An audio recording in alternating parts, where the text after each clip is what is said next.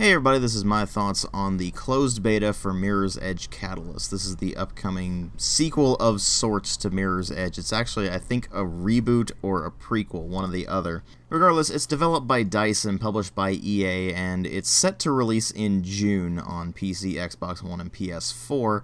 What you're of course seeing is PC gameplay here, and while it is certainly a beta that can be improved by the time the game is released, it has numerous things that are outright concerning. First thing I noticed was that I couldn't rebind my keys. Maybe they'll fix that when they get the full version out, but there's only two controller layouts. They're both for Xbox One technically, but it'll work on your Xbox 360 gamepad as well. And while the actual keyboard and mouse controls are pretty responsive, you can't rebind your keys, so you end up with some really awkward things like the F key being your light attack button, while your left mouse button is your heavy attack button. Doesn't make a whole lot of sense. But once you get past that, you find that the graphics options theoretically give you a lot of control over things, but when you get in-game, you find that the performance is pretty awful. I've seen people on better systems than mine getting performance around the exact same that I got, so it's not just my PC, but I am running a PC that's pretty much right at the recommended specs with the exception of the processor, which is straight up better than the recommended specs. And this thing cannot maintain 60 FPS. It can't even maintain 30 FPS. It fluctuates fairly wildly and is normally somewhere in the 20 to 30 range. But more importantly, it doesn't really justify it. I mean, we've seen games with the Frostbite engine perform better than this and render more, like say in Battlefield 4 or Battlefield Hardline or Star Wars Battlefront. And I'm just convinced at this point that the game is just not optimized in its current state. This is something they can definitely fix, but it makes the game pretty irritating to play in its current state, so hopefully they fix that by the time the game comes out, because if they don't, then they've got a serious problem on their hands. Particularly considering it doesn't justify its poor performance. I mean, yes, it's open world, but it's no more open world than really any other Frostbite game. It's got no more that it's rendering than any other Frostbite game, and it looks no better than any of the others. In fact, in a lot of spots it looks outright worse, with some pretty poor texture quality in certain spots, and a hell of a lot of pop-in and slow texture loading, so that is something that is kind of annoying. But again, these can be fixed by the time the game is finally launched, and it stands to reason that they wouldn't put in all the bells and whistles for the beta. But one thing that really bothers me about the presentation, and this isn't so much the way it looks, I mean, the art style is great, it looks fantastic, the graphics themselves generally look pretty good, except for the third-person animations, which look hilariously terrible. I mean, if you've seen the T-1000 in Terminator 2, how he runs in that incredibly robotic fashion, that's how Faith runs. So if you ever see a reflection of yourself while you're moving around, you look completely ridiculous. And that was the case in the original Mirror's Edge as well, but it's more pronounced in this because there's so many shiny reflective surfaces. The game also does tend to suffer from the same problem that the original Mirror's Edge did, in that there's too much bloom lighting, so the game is way too bright at times and just kind of blinds you. Although this seems to be more of an issue with the Frostbite engine in general, not just Mirror's Edge. Moving on to the sound design, I found that the sound effects themselves were generally pretty solid, but when you get to the voice acting, it's like it was amateur hour. I mean, Faith's voice acting in particular is just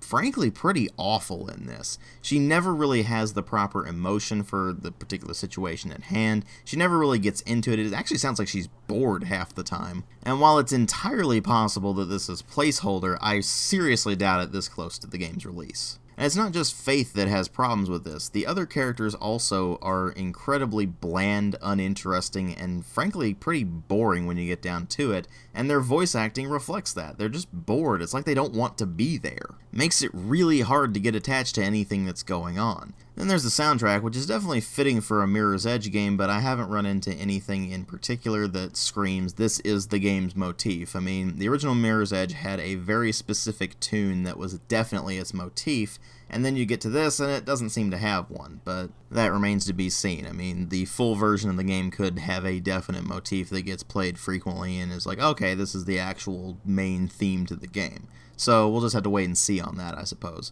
But once you get past that, there's the story and the gameplay to concern yourself with, and the story starts you off as Faith getting out of prison, and she is immediately contacted by another runner who gets her off of the grid and gets her back into running. And that's pretty much as far as I managed to get with the plot, because I honestly didn't give a crap. The original Mirror's Edge didn't have a very good story either, but it wasn't like this, where it's constantly trying to shove it down your throat with unskippable cutscenes. And several of your abilities are locked behind completing story missions, so I can see this becoming very irritating if they don't let you skip the cutscenes. Especially considering that what's going on in those cutscenes really isn't very interesting. It's a lot of talking, and it's mostly just talking about things you basically don't care about.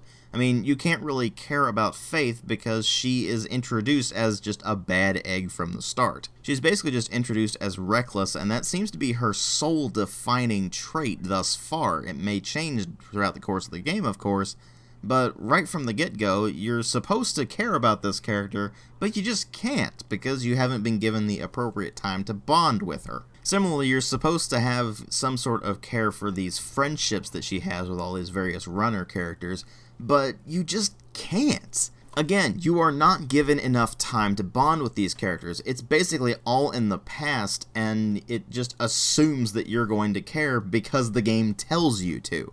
That's not good writing. That's terrible writing, in fact. To give you a comparison within EA's space, BioWare writes compelling characters. Why are they compelling? Because you could believe these are actual people for the most part. They have definite personalities, they have definite backstories, and those are revealed to you gradually over time. You are given time to bond with these characters, and that is why they are compelling. When you get to something like Mirror's Edge, it just says, okay, you should care about this person. Why? Because we say so. And that's the majority of this game. It's just because we say so. Why should you be afraid of this person? Because we say so. Why should you do this one specific way? Because we say so. And if you don't, then guess what? Mission failed, start from the last checkpoint. Yes, that's something that this game does, by the way. It emphasizes freedom of movement as long as you're doing exactly what the game wants you to. If you stray at all from what it tells you to, it's basically a mission failed, checkpoint restart. To give you a prime example, there was one mission I was going on where it basically said, okay, you need to run along the rooftops, find these various control chips, and bring them to this certain location. On one particular rooftop where one of the control chips is, you run into a KSEC guard, KSEC being Kruger Security. You can basically say this is cyberpunk. I mean, the corporations control all aspects of life, and of course you get corporate security forces as a result. Thus you get KSEC. But anyway, you run into this particular KSEC guard on top of a rooftop, and it tells you that specifically to do the shift dodge. Well, what if you don't want to do the shift dodge? What if you just want to beat the living crap out of the guy? Well, guess what? You have to do a shift dodge. You have to do at least one. If you don't do at least one and you just knock the guy out, mission failed, checkpoint restart.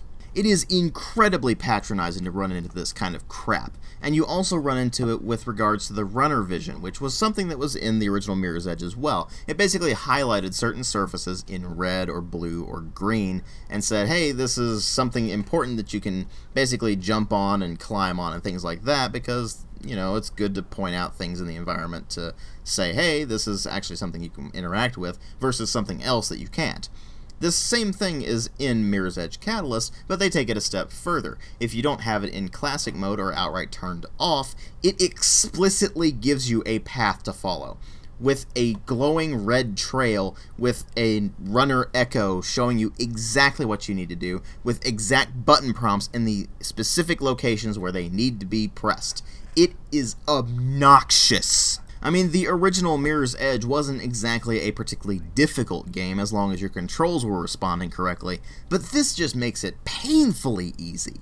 And the game's easy to begin with. The combat system has been slightly improved over the original game. You have light attacks and you have heavy attacks, which each have specific combinations you can do. Like, for example, you can press left or right and hit the heavy attack button, and you can kick someone to that direction so they can actually stumble into someone else, or you can kick them off of ledges or things like that. But you can also do things like slide kicks or jump kicks. There's more interactions with the environment with regards to combat, where you can just keep up your momentum by pressing the light attack button when you're, say, in the middle of a jump, or you're sliding down a line or something like that. And so you can keep up your momentum while also attacking the person, making them stumble, and then you can just keep going. And the idea is that you're supposed to vary up your attacks so the enemy can't really just catch on to what you're doing and block it, but in reality, you just end up spamming attacks until enemies fall over. It's actually ludicrously easy to fight in this game. And I will give them credit for listening to the fans and removing guns entirely from your arsenal in this, but it actually ends up giving you less options in the long run, particularly considering that a lot of your combat moves actually need to be unlocked. Yes, there is an unlock system in this, because of course there is. You get experience points by completing missions and completing side missions and such like that, and those give you eventually upgrade points that you can spend to unlock special abilities, whether that be simply increases to your health or increases to damage to certain types of enemies, or new moves for combat, or new traversal moves, things like being able to jump over things by coiling your legs up and thus continuing your momentum going forward. To which I just had to facepalm, because I remember back in the original Mirror's Edge, you had every single one of your abilities right from the beginning of the game, and it was just a matter of learning how to use them. In this game, you have to unlock them, because of course you do. It's a modern game. You've got to unlock things. Words cannot express how incredibly sick I am of unlock systems in games at this point. They've just infected pretty much every genre you can think of, and they all are pretty terrible for the most part. It's getting to the point where including an unlock system at all is an empirical negative, as opposed to just saying, oh, well, it's implemented well or it's not implemented well. There are just some things where unlock systems do not belong, and a game like this is one of them. You should have all of your traversal abilities from the very beginning. You should have all of your combat moves from the very beginning, and it should be a matter of you trying to master them as you go through the game. It should be about trying to find optimal routes to your objectives, and really getting better at the traversal as well as getting faster at it. And that's not really what this game feels like it's about. It feels like it's just a jumbled mess of ideas where the open world doesn't really serve too much purpose. I ended up going along the same route over and over and over again just because it was efficient. It didn't feel like I was trying to explore the city and find my own way to the objectives. I mean, they're explicitly shown to you with these gigantic glowing red markers and such like that. There are obvious paths to and from your objectives, and there's not really much in between other than some occasional side stuff that basically consists of go here and deliver this thing in this specific time limit. Good luck. I will give them this, the movement speed is much faster, which is greatly appreciated, and the traversal itself is definitely smoother and much more responsive, but it doesn't really matter in the long run. They didn't really go far enough in freedom of movement, which is what this game tries to be about, but ultimately fails because it's so incredibly linear. Sure, it has an open world, but that's only for side activities. Once you get to your actual missions, they are extremely linear. And there are numerous instances where you actually have to stop your momentum entirely, which is something that is kind of anathema to a game like this, just so you can have a cutscene which you don't even really give a crap about. It's actually a really disappointing sequel, because again, Mirror's Edge 1 wasn't a particularly good game, but it was a good foundation, it was a good proof of concept, and it had tons of potential if they ever made a sequel. Finally, they make a sequel 8 years later, and it's just an extremely incremental change. Some things are very slightly better, sure, but the entirety of it is just not enough of a step up if the closed beta is any indication. Thus, the only people I can really see getting much of anything out of this are people who are diehard fans of the original. If you're like me and you thought the original was a decent idea, just not very well executed, then you're probably not really going to be able to get too much out of this.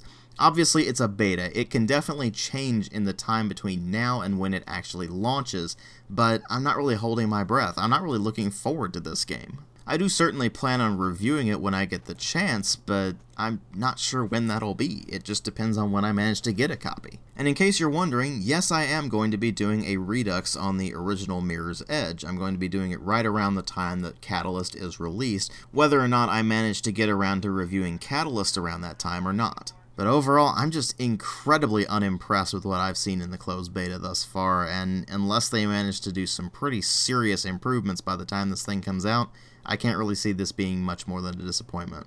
But we'll just have to ultimately wait and see for that. Thanks for watching. I'll catch you guys in later videos.